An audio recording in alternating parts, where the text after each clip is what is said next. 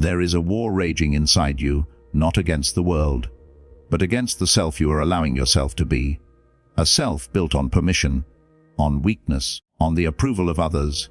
You feel the tension, that constant internal tremor, the fear of being seen, truly seen, without a mask. You chase peace, but you find only a temporary ceasefire. This is your reality because you have outsourced your identity. You have let external chaos dictate internal order. But the masters, the Stoics, knew a brutal truth: your freedom is paid for with your self-sufficiency. As the wise Emperor Marcus Aurelius reminds us, your peace is found not in running away from the problem, but in calmly and honorably rearranging your internal world. It is time to stop asking for permission to exist. It is time to cease the slow surrender of your sovereignty. Today, we will dissect 6 core flaws, 6 subconscious behaviors that hold you hostage, 6 destructive laws you unknowingly obey. We will not just analyze them, we will crush them. This is not philosophy. This is a manual for mental transformation, a rite of passage into becoming mentally unbreakable. The tyranny of over. Explaining yourself. It happens in the moment of decision. The moment you state a boundary, decline an invitation, or present a non-negotiable choice. You state the fact, then the panic. You begin to justify, to provide a novel, to offer excuses, alibis, and collateral information that no one asked for. This is a quiet, desperate plea: please validate my decision. Why it's harmful when you over-explain. You signal 2 things: 1, that your core decision is weak, requiring external scaffolding. 2, that the other person has the power of veto over your life. It's a surrender of personal authority, showing that your word, by itself, is insufficient. It turns a statement into a debate. The Stoic principle is self-sufficiency of reason. Your decisions, when built on logic, virtue, and your highest commitment, require no defense. Seneca saw this need to constantly justify as a symptom of a mind that has not yet convinced itself of its own value. He would ask, do you seek their approval, or merely their understanding? If it is approval, you are a slave. A virtuous action is its own reward and its own explanation. Practical strategy. The law of unjustified statement awareness. The anchor statement before you speak. Identify the single, sufficient reason for your action. This is your anchor. Example: I cannot attend, or I choose this path. Internal response: the wall of silence after the anchor statement. Feel the urge to add detail. Resist instead. Allow the silence to hang. Let the internal discomfort wash over you. This is the sound of your authority being asserted. External action. The dignified pause. If pressed for detail, offer one single, calm sentence. That is the decision I have made, or my reason is my commitment to my priorities. Say it once, no further defense. Psychological reason. This method rewires your mind to equate brevity with strength. It forces the other person to deal with the fact of your decision, not the justification for it. Your explanation shifts from begging for permission to stating a reality. The addiction to constant validation. This is the psychological tax we pay for living in an image-obsessed world. It manifests as the perpetual seeking of external mirrors. We post, we speak, we perform, and then we wait for the notification, the compliment, the assurance. A good day is determined not by our work, but by the reaction to our work. We judge our peace by the noise level of the crowd's applause. Why it's harmful. Epictetus called this the worst form of slavery. He is a slave who cannot free himself from the praise and blame of men. When your joy, worth, and direction are dependent on the opinions of others, you are operating on a borrowed rudder. You become hypersensitive, easily crushed by critique, and incapable of solitary, focused, meaningful work. You are a weather vane, spinning wildly in the smallest breeze of public sentiment. The core Stoic concept here is the dichotomy of control. The opinions of others are not up to you. They are external events, like rain or traffic. To invest your soul in their outcome is the purest form of irrationality. Marcus Aurelius taught himself to ask, if a man reviles you, what is that to you? It is his opinion, his fault, his world. True validation, the only one that matters, is the internal audit. Did I act virtuously? Did I do my best? That assessment belongs to you alone. Practical strategy, the law of self-assessment awareness. The external trigger: identify the moment you feel the itch to check for approvals after a performance, sending an email, posting. Acknowledge the feeling: this is my desire for external praise. Internal response: the internal veto. Immediately ask yourself a single, brutal question. What is the virtuous grade for this work? The justice, honesty, diligence. Your internal answer is the only score that counts. Veto: the desire for the phone. External action: the 1 hour delay. Implement a mandatory waiting period, e.g., 1 hour before checking for any feedback or validation. Use that hour to focus on the next thing. Train your mind to find satisfaction in completion, not response. Psychological reason: you are separating the action from the consequence. You teach your brain that the pleasure center is triggered by self-mastery and internal conviction, not the fleeting, hollow echo of a like or a compliment. The delusion of staying silent to keep peace.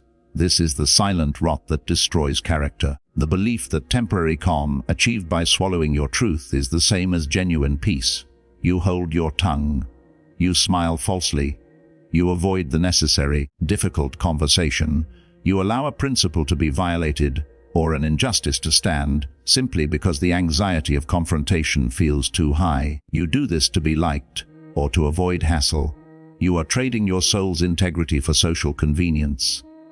Why it's harmful: the peace you create is a lie. It is a swamp of unexpressed resentment and self-contempt. Every time you choose silence over truth, you fracture your internal world. Your conscience whispers, but you stuff cotton in your ears. Eventually you forget how to hear that whisper entirely, and you become a stranger to your own core values. You become a hollow shell, polite on the outside, screaming on the inside. Stoicism is not pacifism, it is a philosophy of virtuous action and courteous truth. For the Stoics, justice is one of the 4 cardinal virtues.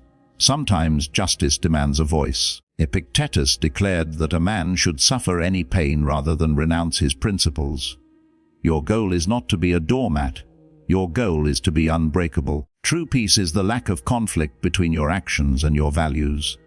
If your actions, silence, betray your values, honesty, justice, you are in a state of civil war. Practical strategy: the law of necessary friction awareness. The internal red flag: identify the moment your stomach twists because a value has been violated or a truth must be spoken.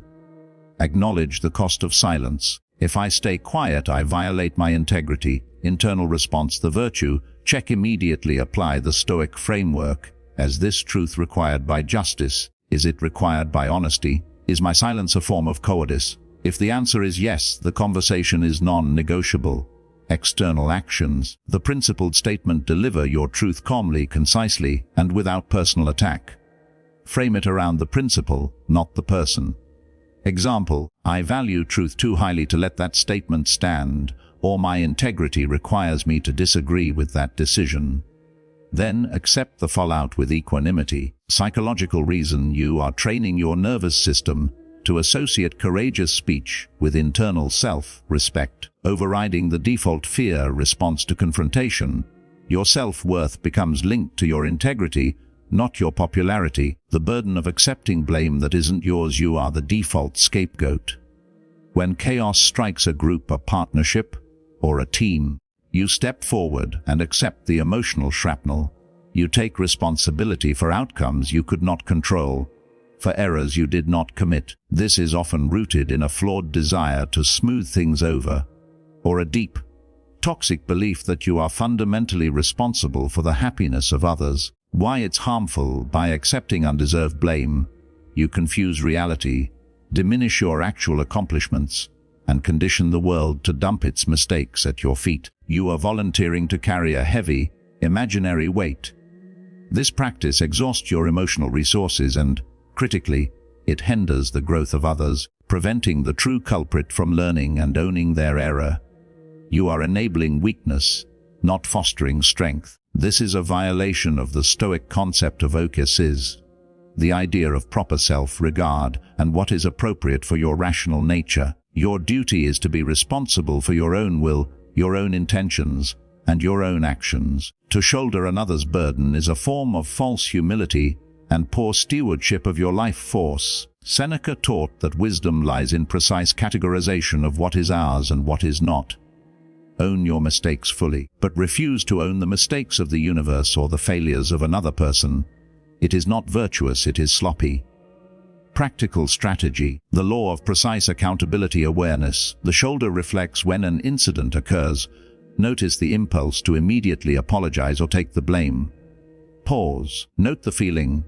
I am attempting to control the emotional reaction of others by offering myself as a sacrifice. Internal response. The line of ownership. Mentally draw a sharp line. Ask, what percentage of this outcome was determined by my intention and my actions? What was external? Only accept the portion that belongs to you, no more.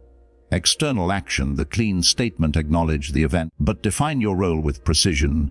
Avoid the global apology. Example, the outcome is unfortunate.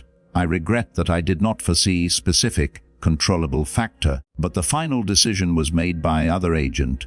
On psychological reason, you are recalibrating yourself, worth away from being the fixer or martyr, and toward being a person of rigorous honesty and integrity. You become a rock that defines a precise boundary, rather than a cushion that absorbs all impact. The corrosion of allowing inconsistency. This is the silent killer of credibility, both to the world and to yourself. You have a set of high-minded principles on Monday, and a series of low-minded, self-sabotaging actions on Tuesday. You allow a vast gap between what you say you believe and how you actually live. You are kind to strangers but dismissive to your loved ones. You preach discipline but allow your schedule to drift. You commit to a routine and 3 days later, you treat it as optional. Why it's harmful. Inconsistency is a form of self-betrayal. It creates a debilitating cognitive dissonance. Your subconscious mind stops trusting your conscious will. If you cannot trust yourself to keep your small promises, you will never trust yourself to execute a grand vision. Your inner world descends into chaos, and your life becomes a series of disjointed experiments that never solidify into character. You are constantly starting over, forever building on sand. The entire foundation of Stoicism is built on alignment, the synchronization of reason, intention, and action. The goal is living in accordance with nature, which means living in accordance with the rational, principled self. The virtuous life is not a series of peak moments. It is the unwavering line of consistency. Epictetus called this carrying your principles through to your actions.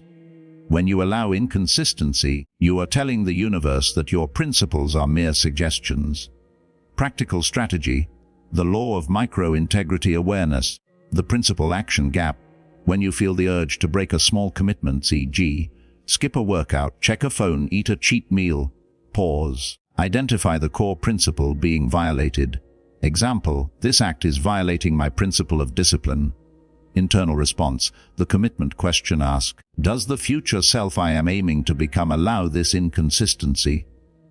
Realize that the action you take in the next 5 minutes dictates the trajectory of your character. External action, the minimum viable commitment.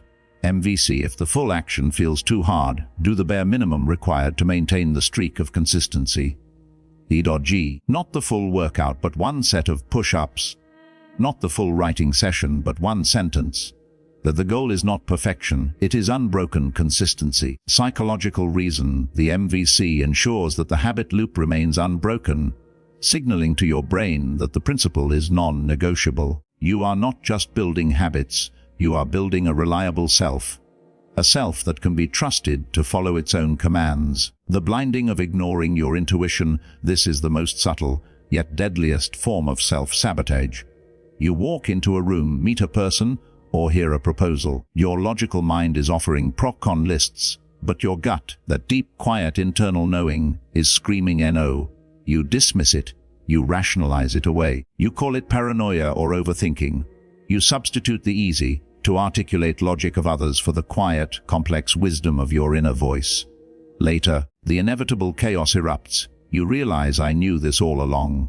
Why it's harmful. This intuition is not mysticism. It is the distillation of all your past experience and subconscious pattern recognition, processed faster than your conscious mind can articulate.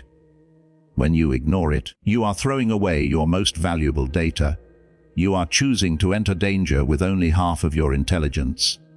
This leads to profound regret, deep self-mistrust, and a life spent in constant reaction to surprises that your deepest self had already forecasted. Stoicism places immense value on right reason and the clear perception of reality.